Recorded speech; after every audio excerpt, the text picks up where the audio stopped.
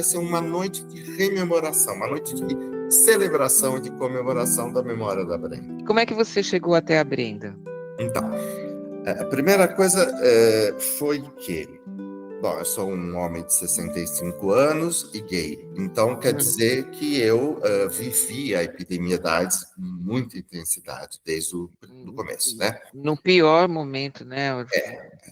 Foi do começo até meados de 90, quando começaram a aparecer os coquetéis de antirretrovirais. Porque antes tinha medicamentos, mas eles não tinham eficiência muito baixa e grande efeito colateral, né? Muito importantes os efeitos colaterais. A meados de 90 começou a haver coquetéis mais bem-sucedidos e com menos impacto no organismo. Então aí as coisas ficaram mais tranquilas. Mas do começo dos 80, a AIDS, na realidade, começou a dar mais problema em meados dos 80, né? Porque no começo tinha um caso aqui, outro ali, etc. Mas de meados dos 80 até começo dos 90 foi terrível. Eu tive muitos amigos que morreram. Pois é, pois é. Até eu estava falando para um amigo que me perguntou sobre isso, falar, quem viveu aquilo não esquece nunca mais. Não. Bom, mas enfim, e aí eu perdi meu marido, né? Ele adoeceu.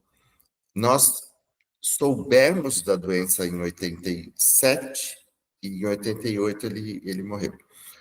Depois que ele morreu, eu comecei a me envolver com grupos de assistência, né, grupos de voluntários que cuidavam justamente dessas pessoas, enfim, pessoas que não tinham para onde correr, né?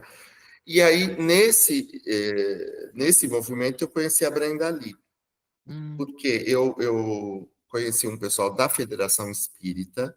Eu não estava vinculado à Federação Espírita. Eu estava vinculado a um grupo chamado Lambda, que é um grupo secular, né? Que não tem nada a ver com religião. Mas os kardecistas faziam um trabalho importante na casa da Brenda. E aí eu conheci esse pessoal e acabei, por meio deles, conhecendo a Brenda.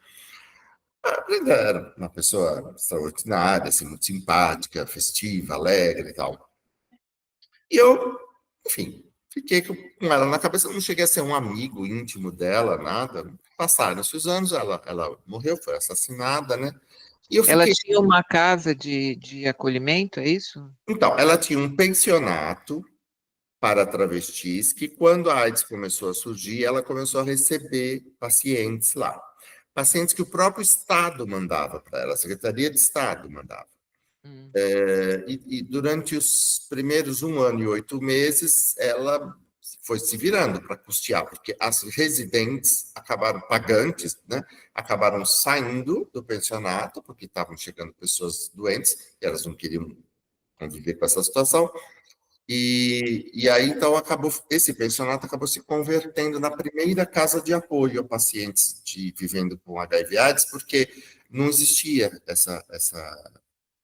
esse tipo de iniciativa no Brasil, e sobretudo para travestis, né? Para travestis.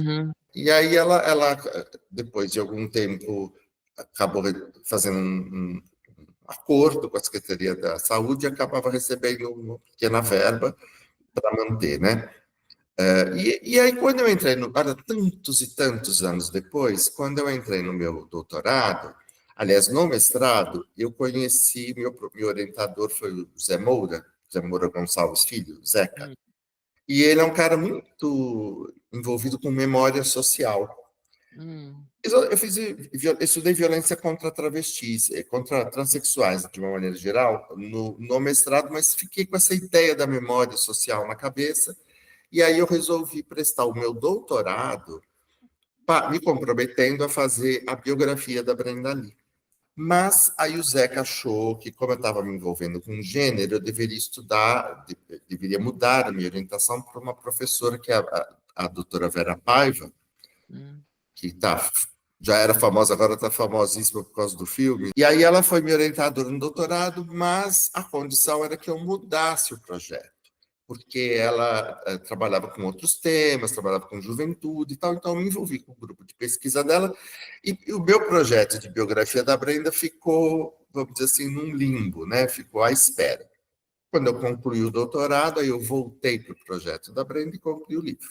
que, aliás, é aqui, ó, a capa dele. Ai, que bonitinho. Ai, que bonita a capa. Bonita, né? Muito linda. Ele não tá. Esse daqui não tá recheado ainda. Esse daqui é só a capa, uma provinha da Ah, capa. nossa, está muito Mas, bonito. mas tá nascendo. Mas eu queria que você falasse um pouco qual que foi essa história, né? Quem que foi a Brenda, Uhum. rapidamente, e o que é mais interessante, assim, o que você destaca da vida dela com Tá. relação ao que a gente tem hoje, né? Ao contexto que a gente tem hoje. Então, a Brenda foi uma travesti que, pernambucana, né? Nasceu na zona rural de Pernambuco, de uma família bem, né? Uma família que tinha propriedade rural. A mãe dela teve um desentendimento com o pai, que tinha muitos filhos, e veio para o Rio de Janeiro, a mãe com alguns dos filhos e filhas para o Rio de Janeiro. A Brenda era muito novinha, tinha 9 anos, e ainda era vista como um menino, né? Aí foi lá no Rio de Janeiro que ela se alfabetizou. Depois a mãe voltou para Pernambuco e os filhos homens, entre eles a Brenda, na sua versão ainda masculina, Hum, ficaram no Rio de Janeiro e depois mudaram para São Paulo. Então ela veio com alguns irmãos mais velhos para São Paulo, e aí ela tinha 14 anos nessa época. E aí ela já não aguentava mais, enfim, tá no armário, né? Então ela resolveu fugir da família para viver a sua realidade, né? A sua vida. Trabalhou num monte de lugares, sempre era demitida, e aí ela foi ficando brava com isso, e começando também o processo de feminização dela, né? E ela, sim, teve cirurgias plásticas, silicone, aplicou silicone, não silicone industrial, isso é uma sim, polêmica, inclusive, isso é uma é, polêmica, mas porque teve um autor que falou que ela era bombadeira. Não, ela não era, nunca foi bombadeira, né? bombadeira que fala, o que que é bombadeira? É quando põe... Bombadeiras são algumas poucas travestis que aplicam silicone industrial nas outras travestis. Ah, tá.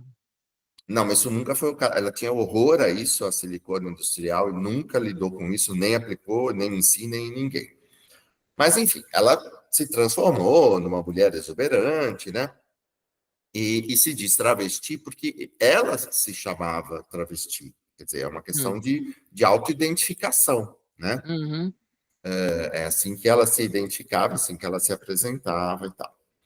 Bom, e aí ela foi para Paris tentar a vida lá. Naquela época, a prostituição em Paris dava um bom dinheiro. Ela foi para a prostituição, né? Pulei essa parte, porque ela não conseguia ficar nos empregos.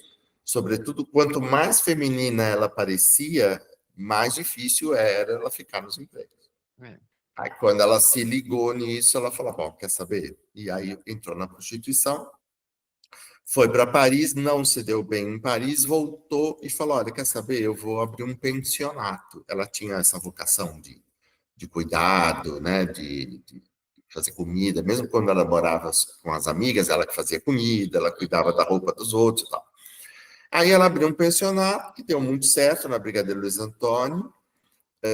E aí, depois, ela comprou um imóvel quase em ruínas, da Major Diogo, Hum. e aí foi fazendo pequenas reformas, e o pensionato mudou, então, para esse lugar na Onde Major Diogo 779. ele ainda existe, essa pensão? Existe, existe. Não é mais pensão, uma casa de 3 andares, assim, né? Como se fosse um predinho estreitinho de 3 andares. E ali ela foi com o intuito de continuar o seu negócio de pensionato. E aí começaram a aparecer os primeiros casos de AIDS, e houve também um massacre. As pessoas não, né? Mas um grupo começou a matar as travestis, ia na rua e metralhava, porque achava que a culpa da AIDS era É, eu... isso. No livro eu conto essa história, né? E dou hum, alguns documentos e tal. Mostro algumas coisas do jornal, etc. E aí algumas meninas que moravam na Brenda foram atingidas por um desses atentados. Não morreram, mas foram atingidas. E aí ela ficou muito brava, fizeram uma reportagem lá no pensionato dela por conta desse ataque. E aí perguntaram para ela, escuta, mas e se tivesse alguém com AIDS aqui? Assim, uma pergunta, né, que estava na ordem do dia. Ela falou, olha, eu receberia sem nenhuma discriminação. Inclusive, quero dizer para todo mundo que se tiver alguém com AIDS, alguma travesti com AIDS que não tenha onde morar, não tenha quem acolha, pode vir aqui que a gente cuida, sem nenhuma discriminação. E aí a secretária do Paulo Roberto Teixeira, que era o responsável pelo programa de AIDS do estado de São Paulo, ouviu isso, falou para o Paulo e eles foram lá na casa dela conversar com ela. Enfim, entraram em tratativas e aí ela começou a receber essas pessoas que vinham da Secretaria de Saúde. Chegou a ter quase 30, né, por volta, os números não são precisos, mas chegou a ter próximo de 30 pacientes lá, e foi isso que aconteceu. Aí eles acabaram fazendo um acordo, depois de algum tempo, um acordo financeiro, ela recebia alguma coisa. Então, a casa dela, que era um pensionato, chamado Palácio das Princesas, que recebeu essa designação, acabou se tornando a primeira casa de apoio a pessoas vivendo com HIV/AIDS. Né? Até que ela foi assassinada e a Ela, casa continuou. ela foi assassinada por quê? Ela foi assassinada por um funcionário dela, que era amante dela, ela tinha um namorado que trabalhava lá na casa, e ele queria se separar, mas não queria sair com a mão na frente e outra atrás, entendeu? Então ela deu um cheque para ele pagar não sei o quê, e aí ele rasurou o cheque, trocou com um amigo que depositou e deu o dinheiro para ele.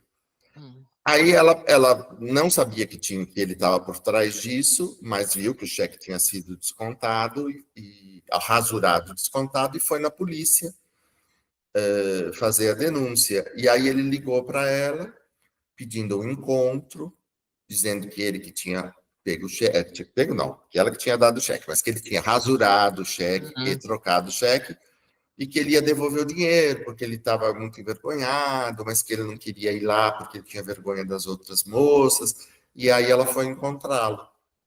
E isso foi meio uma emboscada, porque ele estava com o irmão dele, que era policial militar, e eles assassinaram ela e largaram lá na Serra da Cantareira. Mas ele rasurou, ele aumentou o valor do cheque, é isso? O cheque era 150 e ele mudou para 2.950. Ele pegou o dinheiro e depois, quando ele foi para a justiça, ele falou que ele queria isso, quer dizer, ele queria se separar, mas não queria sair sem nada, que ele tinha feito isso. E depois ele ficou com medo que ele fosse incriminado, que ele fosse descoberto, e aí resolveu matar. E ele foi preso e Foi 13 anos ele ficou preso, o irmão oh, dele 12 anos. Mas saíram antes, né? E ele está vivo até hoje, né? E a Brenda morreu aos 48. Nossa, que tristeza, né? E a Casa das Princesas, o que que aconteceu com a Casa das Princesas? Palácio, palácio. Palácio das Princesas, isso? E essa história é interessante porque os passantes na rua, quando viu que ali morava um monte de travesti, picharam o muro, escreveram Ah, Castelo das Bruxas. ah, Aí ela ficou muito brava com esse negócio de Castelo das Bruxas. Falou, não, isso daqui é o Palácio Palácio das das Princesas. Princesas. Mas, enfim, você vê o jeitão da É pessoa, né? ótimo, isso é ótimo. Ficou, ela Isso. existe ainda? Ele ainda é uma casa de acolhimento? Como é que está funcionando isso? Então, depois que ela morreu, o pessoal que estava lá na casa, que estava na organização da casa junto com ela, porque existe formalmente instituída a Casa de Apoio Brenda Lee, tem CNPJ e tal, que foi instituída porque começou a ter um programa de casas de apoio mantido pelo Ministério da Saúde. Aí passou a ser uma política nacional. E vem dinheiro do Do governo Ministério. federal. É. Isso em 92. Então, ela com um grupo de pessoas, né, fizeram lá uma ata, e registraram a ata e fundaram, tiraram um CNPJ, fundaram a Casa de Apoio. Então, as pessoas que estavam na diretoria da Casa de Apoio seguraram a onda, né? Quer dizer, mantiveram em funcionamento, porque tudo bem, a Brenda morreu, mas tinha dezenas de pessoas algumas agonizantes, enfim, todo mundo Uhum. precisando, né, precisavam comer, enfim, precisava continuar. Aí eles começaram a pagar um aluguel para a família da Brenda, que seriam os herdeiros legítimos, para continuarem usando o espaço. Uhum. Então, continuou funcionando a casa de apoio nessas condições. Depois, aos poucos, um outro foi se afastando, a diretoria foi mudando. Hoje em dia, o CNPJ está ativo, a casa de apoio não recebe mais a verba federal, porque mudou o trabalho de acolhimento. Me parece que hoje eles não fazem nenhuma atividade filantrópica, hoje em dia. Hum. Mas ela continua legalmente constituída e a sede oficial ainda é lá na Major Diogo 779. E aí, quem que ficou tomando conta disso? Foi a família? Não, não. A família vendeu, inventariou e vendeu o imóvel. E hoje em dia, a Casa de Apoio Brenda ali existe formalmente, existe uma diretoria formalmente constituída, mas não recebe mais essa verba do Ministério e não faz mais nenhuma atividade de E esse filantrópica. prédio é outra coisa, foi vendido, Foi não é vendido, mais não sei da. para quem, não sei para quem foi vendido, mas ele ainda é a sede oficial da Casa Ah, de é? Apoio Brenda ali.